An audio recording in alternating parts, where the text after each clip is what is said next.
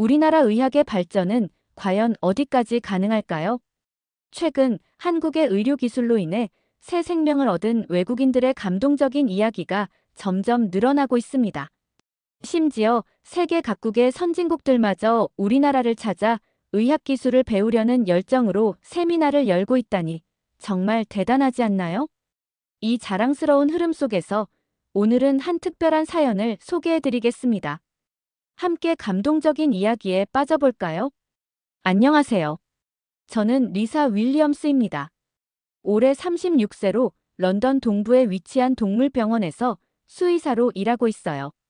동물들을 돌보며 그들의 생명을 지키는 일이 제게는 정말 큰 보람입니다. 제가 이렇게 제 일에 열정을 쏟을 수 있는 건 항상 곁에서 저를 응원해주는 남편, 알렉스 덕분이에요. 알렉스는 39세로 런던의 공영 라디오 방송국에서 다큐멘터리 제작자로 활동하고 있습니다.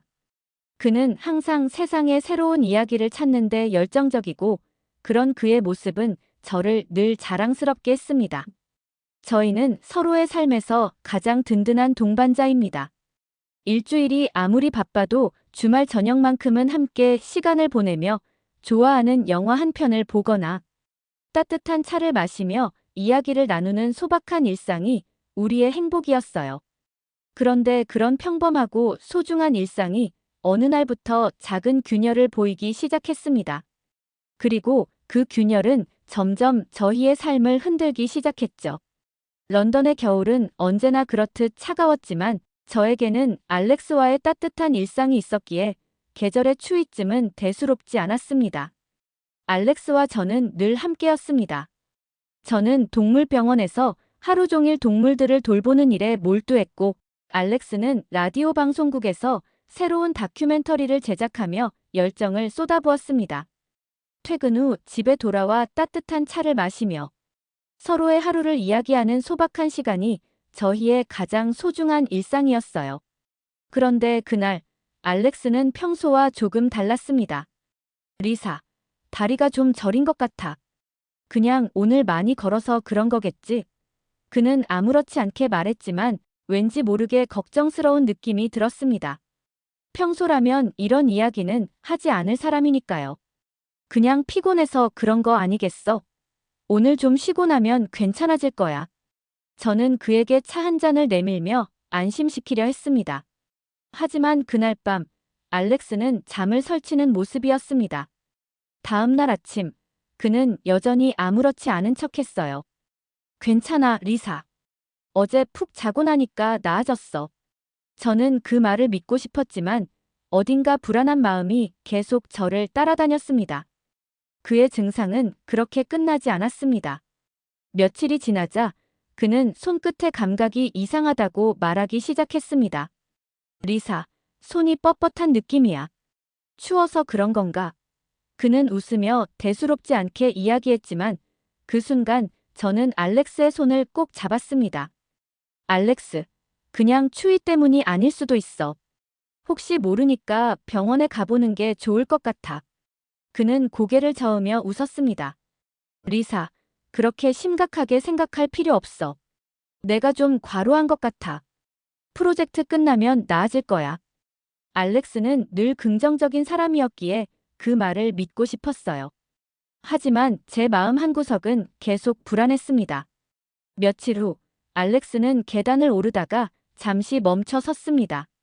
왜 그래? 제가 물었을 때 그는 멋쩍게 웃으며 대답했어요. 다리가 좀 뻐근해서.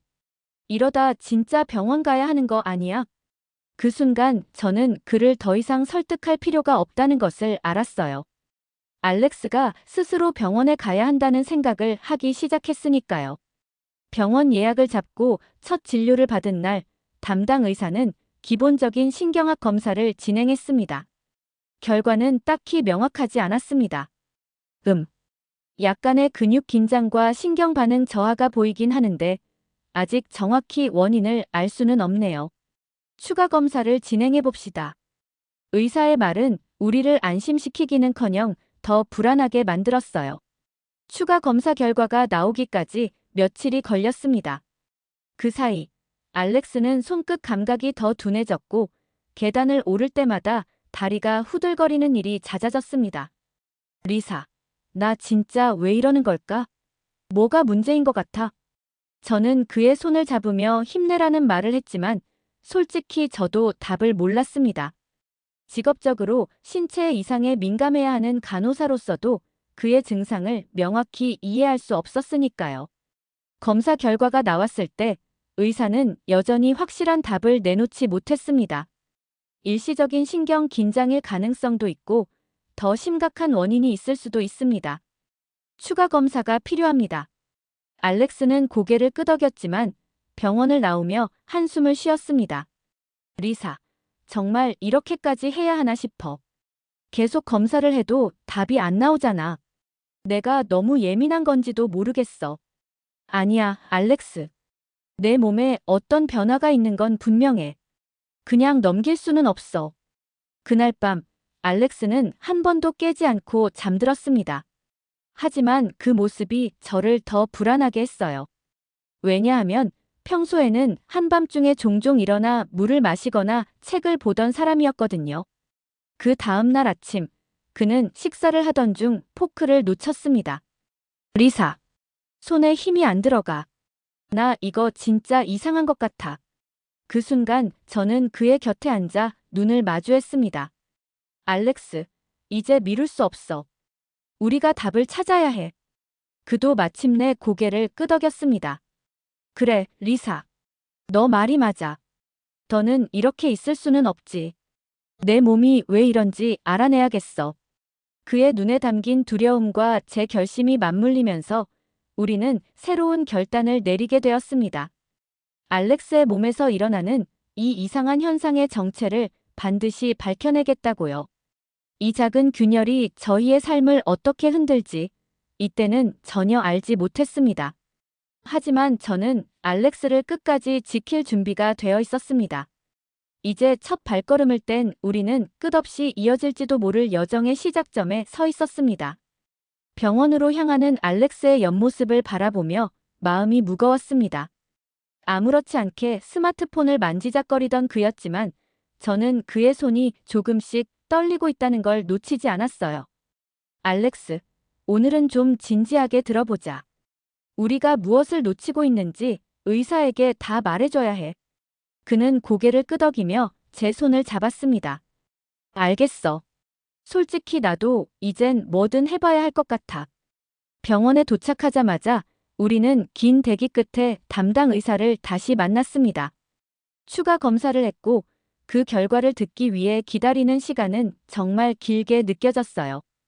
결과가 나오자 의사는 고개를 갸우뚱하며 말했습니다.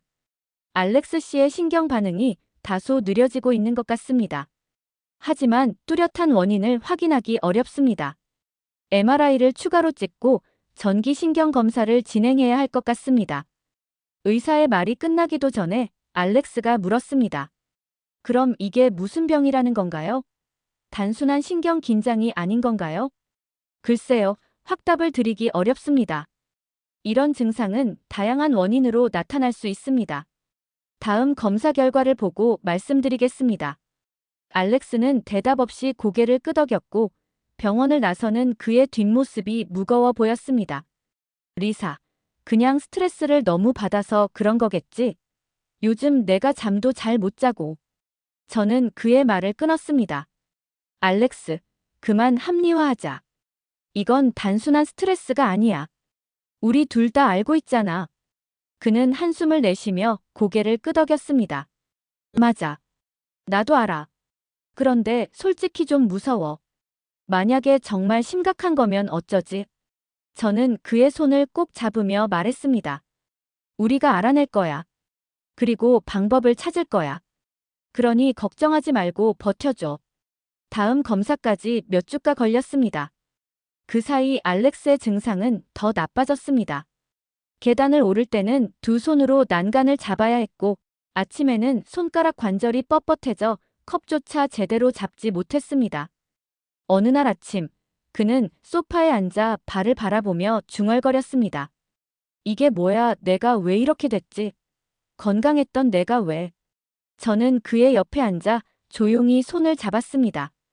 알렉스, 우리 이제 걱정하지 말고 검사 결과가 나오면 거기에 집중하자. 우리가 할 수 있는 건 지금 그뿐이야. 며칠 후 병원에서의 추가 검사 결과가 나왔습니다. 의사는 여전히 모호한 답을 내놓았습니다. 신경 반응 저하와 근육 약화가 점점 진행되고 있습니다. 하지만 구체적인 원인을 파악하기 어렵습니다. 자가 면역 질환이나 희귀 신경 질환일 가능성을 배제할 수 없습니다. 치료법은 없는 건가요? 알렉스가 다급하게 물었을 때 의사는 고개를 저었습니다.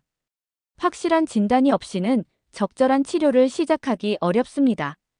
가능한 치료를 시도해 보겠지만 시간이 걸릴 수 있습니다. 그 말을 들은 알렉스는 조용히 의자에 앉아 고개를 숙였습니다. 저는 어떻게든 그의 옆에서 긍정적인 태도를 유지하려 했지만 솔직히 말하자면 저도 점점 희망이 희미해지는 기분이었습니다. 병원을 나온 후 알렉스는 차 안에서 한동안 말이 없었습니다. 저는 그의 손을 잡으며 조용히 말했습니다. 알렉스, 우리가 지금 겪는 건 끝이 아니라 과정이야. 아직 희망은 있어. 그는 고개를 들고 저를 바라보며 힘없이 웃었습니다. 리사, 내가 없었으면 난 벌써 무너졌을 거야. 근데 나 자신한테 너무 실망스러워. 저는 그의 말을 끊으며 단호히 말했습니다. 알렉스, 너는 충분히 잘 버티고 있어. 우리 둘 다 더 강해질 거야. 그날 밤, 우리는 서로의 손을 꼭 잡고 잠들었습니다. 불안은 여전했지만 그가 제 옆에 있다는 것만으로도 저는 그 순간만큼은 안심할 수 있었습니다. 몇 주 후, 저는 과거 동료였던 클레어와 우연히 연락이 닿았습니다. 그녀는 저희 이야기를 듣고는 진지한 목소리로 말했습니다. 리사, 알렉스의 증상 얘기를 들으니 걱정되네. 혹시 한국에 대해 들어본 적 있어? 서울에 있는 병원이 이런 희귀한 사례를 많이 다룬다고 들었어. 처음엔 낯선 한국이라는 나라에서 치료를 받는다는 게 현실적으로 가능할까 싶었어요. 하지만 클레어는 단호하게 말했습니다. 리사, 이 병원은 첨단 유전자 분석 기술과 맞춤형 치료법으로 유명해. 내가 직접 연결해 줄게. 한번 시도해 볼 가치가 있을 거야. 저는 밤새 고민했습니다. 한국이라는 낯선 땅으로 가는 게 정말 맞는 선택일까? 하지만 알렉스를 바라보며 결심했어요. 우리가 지금까지 해온 모든 노력은 실패로 돌아갔지만 마지막 희망이라도 붙잡아야만 한다고요. 알렉스, 한국으로 가보자. 마지막으로 한 번 더 해보자. 그는 처음엔 고개를 저으며 말했습니다. 리사, 무리일 거야. 낯선 나라에서 내가 정말 치료를 받을 수 있을까? 저는 그의 손을 꼭 잡고 말했습니다. 알렉스, 우리가 할 수 있는 건 최선을 다하는 거야. 무슨 일이 있어도 함께 해결해 나갈 거야. 그는 잠시 침묵하더니 고개를 끄덕였습니다. 그래, 가보자. 뭐라도 해야지. 그렇게 저희의 끝없는 미로는 새로운 길로 이어지기 시작했습니다. 이 길이 맞는지는 몰랐지만 이제 저희는 움직이지 않고는 견딜 수 없었습니다. 인천공항에 도착한 순간 모든 게 낯설었습니다. 공항은 현대적이고 깔끔했지만 주변에 익숙하지 않은 언어와 풍경이 저를 약간 긴장하게 만들었어요. 그런데 공항 직원들의 따뜻한 미소와 유창한 영어는 저희를 조금씩 안심시켰습니다. 필요한 도움을 요청하자 그들은 기꺼이 우리를 도와줬고 택시를 타고 병원으로 향하는 동안 저는 창밖으로 펼쳐진 서울의 풍경을 바라봤습니다. 리사, 여기선 뭔가 다를까? 알렉스가 창밖을 보며 말했어요. 그의 목소리엔 기대와 불안이 섞여 있었습니다. 저는 그의 손을 꼭 잡으며 대답했습니다. 달라야 해, 알렉스. 우리가 이렇게 멀리까지 왔잖아. 반드시 희망을 찾을 거야. 택시가 병원 앞에 도착했을 때 저는 그 웅장한 외관에 압도됐습니다. 고층 건물이 햇빛을 받아 반짝였고 로비에 들어서자 첨단 의료기기와 체계적인 시스템이 한눈에 들어왔어요. 접수 데스크의 직원은 친절하게 우리를 맞이하며 빠르게 필요한 절차를 안내했습니다. 모든 과정이 원활히 진행될 수 있도록 도와드리겠습니다. 걱정하지 마세요. 그녀의 말을 들으니 처음으로 마음이 조금 놓였습니다. 알렉스는 곧바로 정밀 검사를 받았습니다. 그 과정은 놀랍도록 빠르고 정확했어요.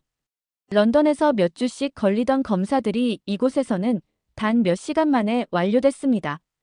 유전자 분석, MRI, 전기신경 검사까지 모두 진행된 후 우리는 담당 의사인 정민호 교수를 만났습니다.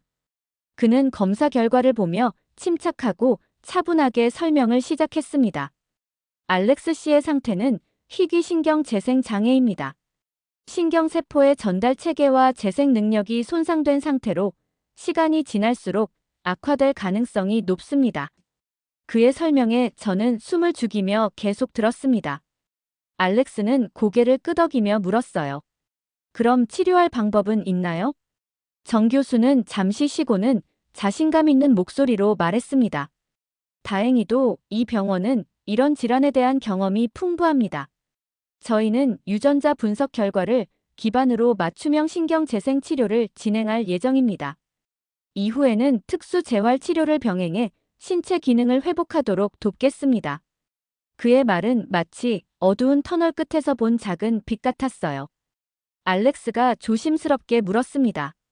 치료 성공 가능성은 얼마나 되나요? 알렉스 씨의 상태를 고려할 때 치료는 긍정적인 결과를 가져올 가능성이 높습니다. 하지만 회복 과정은 환자마다 다를 수 있습니다. 중요한 건 시간을 다투는 상황에서 최대한 빠르게 치료를 시작하는 겁니다. 그 말을 들은 알렉스는 깊은 한숨을 쉬며 저를 바라봤습니다.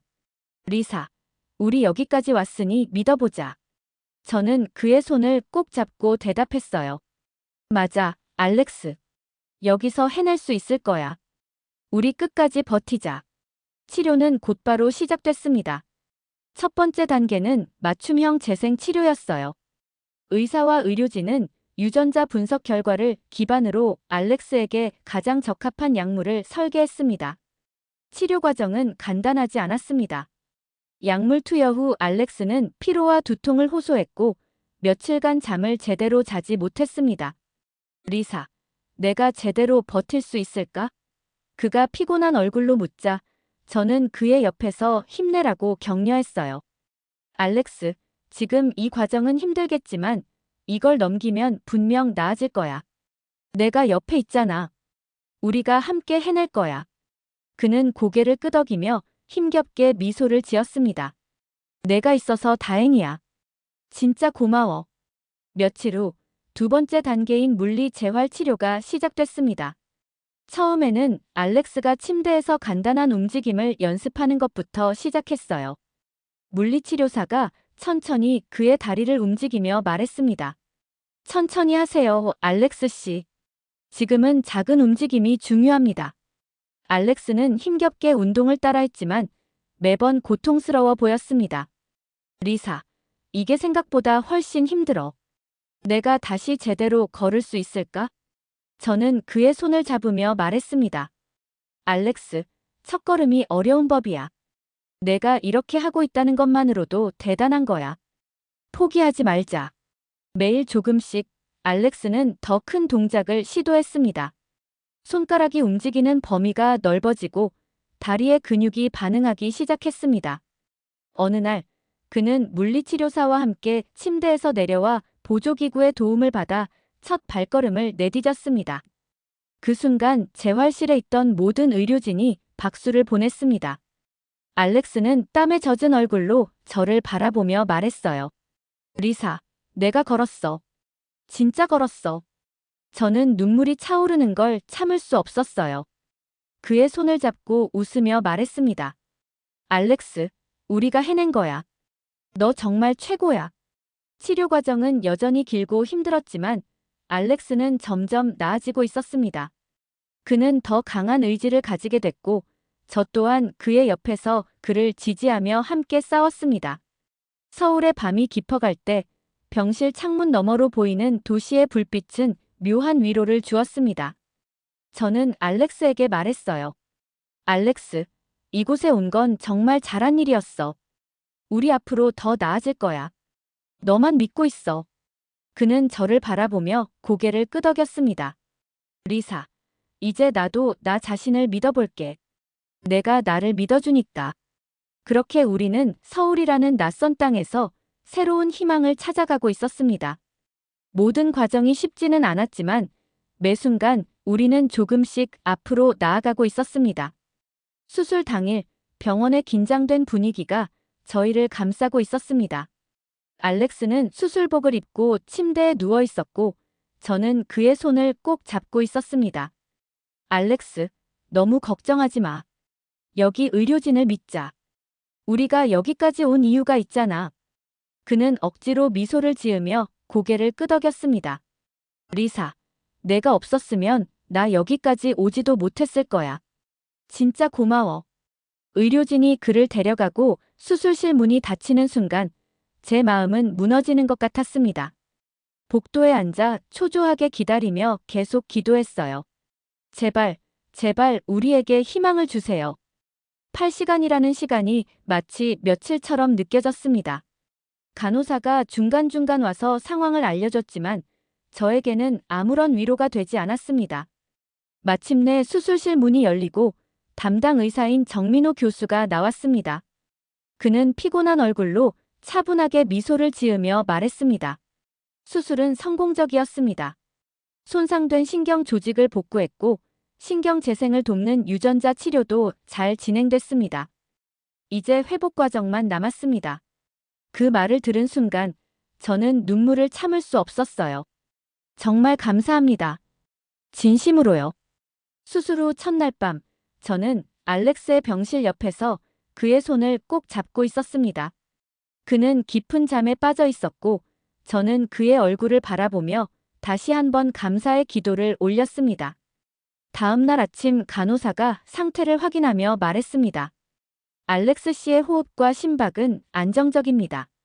몸이 잘 반응하고 있습니다. 그 말을 들으니 조금 안심이 됐지만 그의 눈이 언제 떠질지 몰라 여전히 초조했습니다. 그런데 수술 후 사흘째 되는 날 기적 같은 일이 일어났습니다. 알렉스가 천천히 눈을 뜨고 저를 바라보며 약하게 웃었습니다. 리사. 그가 제 이름을 부르는 순간 저는 눈물을 흘리며 그의 손을 잡았습니다. 알렉스, 우리가 해냈어. 너 정말 잘했어. 그 후 알렉스는 꾸준히 물리치료를 받으며 조금씩 회복하기 시작했습니다. 처음에는 침대에서 손가락을 움직이는 간단한 운동부터 시작했지만 점차 더 큰 동작을 연습했습니다. 그의 손가락이 움직이기 시작했을 때 저는 눈물을 흘리며 간호사를 불렀습니다. 좋은 신호입니다. 신경이 재생되고 있다는 뜻이에요. 간호사가 말했습니다. 알렉스는 점점 더 강해졌고 드디어 보조기구를 사용해 첫 발걸음을 내디뎠습니다. 재활실에서 모든 의료진이 박수를 보냈습니다. 알렉스는 눈물 어린 얼굴로 저를 바라보며 말했습니다. 리사, 우리가 해냈어. 저는 그의 손을 꼭 잡으며 웃었습니다. 맞아, 알렉스. 우리가 함께 해낸 거야. 몇 달 후, 알렉스는 스스로 걸을 수 있을 정도로 회복했습니다. 병원을 퇴원하던 날, 의료진은 우리를 따뜻하게 배웅하며 작은 선물을 건넸습니다. 한국 전통 자수로 장식된 손수건과 함께 언제든 다시 오세요. 당신의 건강을 응원합니다. 라는 메시지가 적힌 편지였습니다. 병원을 나선 알렉스는 환한 얼굴로 말했습니다. 리사, 우리가 한국에 온 건 정말 잘한 선택이었어. 이곳에서 우리 인생이 다시 시작됐어. 퇴원 후 우리는 서울에서 며칠간 여행을 하기로 했습니다. 알렉스는 처음엔 무리하지 않을까 걱정했지만 그는 자신감 있는 모습으로 제 손을 잡고 말했습니다. 리사, 우리 이곳에서 새로운 삶을 축하하자. 경복궁을 산책하며 우리는 한국의 전통과 아름다움에 감탄했고 남산타워에서 서울의 야경을 보며 새롭게 시작된 우리의 삶에 대해 이야기했습니다. 한강에서 보트를 타며 알렉스가 말했습니다. 리사, 우리가 이곳에 오지 않았다면 어땠을까?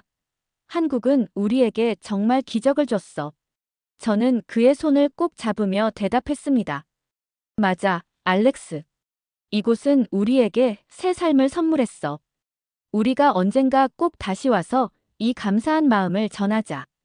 여행을 마치고 공항으로 향하는 택시 안에서 저는 창밖을 바라보며 감정이 복받쳤습니다. 이곳에서 우리는 많은 것을 배웠습니다. 사랑의 힘, 회복의 기적, 그리고 끝까지 포기하지 않는 용기의 소중함을요. 알렉스가 제 손을 잡으며 말했습니다. 리사, 우리 다시 한국에 올 수 있을까? 저는 웃으며 대답했습니다. 물론이지. 이곳은 우리에게 기적을 준 곳이잖아. 비행기가 이륙하며 저는 조용히 다짐했습니다. 다음에 이곳에 올 땐 감사와 사랑을 가득 담아오겠어. 우리의 새로운 삶이 이제 시작되고 있었습니다. 오늘의 이야기는 여기까지입니다. 오늘의 사연이 마음에 드셨다면 구독과 좋아요 부탁드리겠습니다. 구독과 좋아요는 영상 제작에 큰 힘이 됩니다. 끝까지 들어주셔서 감사합니다. 더 좋은 사연으로 여러분을 찾아오겠습니다. 감사합니다.